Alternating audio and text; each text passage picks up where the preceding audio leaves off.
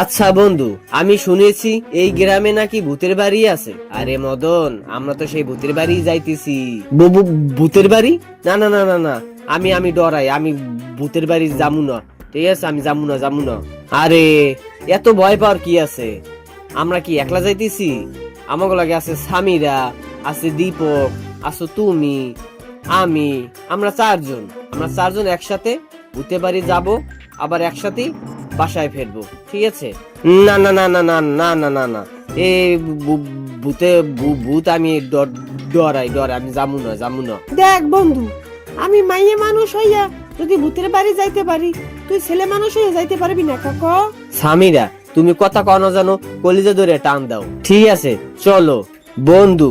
ভূতের বাড়ির কথা শুনলে এমনি আমার ডর করে।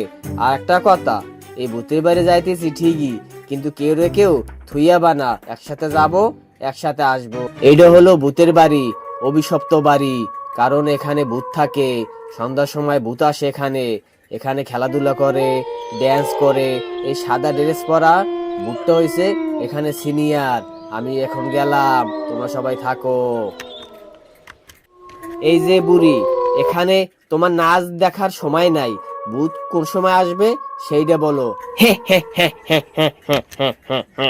ওরে পাডা, তোরে তো দেখতেছি তুই ভূতের লাগি কথা কইতেছ, আবার ভূতের দিকে এসে ভূত দেখবি। তোর এত বড় সাহস কোথায় থেকে এলো? ওরে বাবা, ভয় পাইছি। যাই। হ্যাঁ হ্যাঁ হ্যাঁ, আমার মতো ফইনি ভূতেরে কেডাও বা ভয় পায়? যা করে বাচ্চাদেরকে ভয় পাইছে।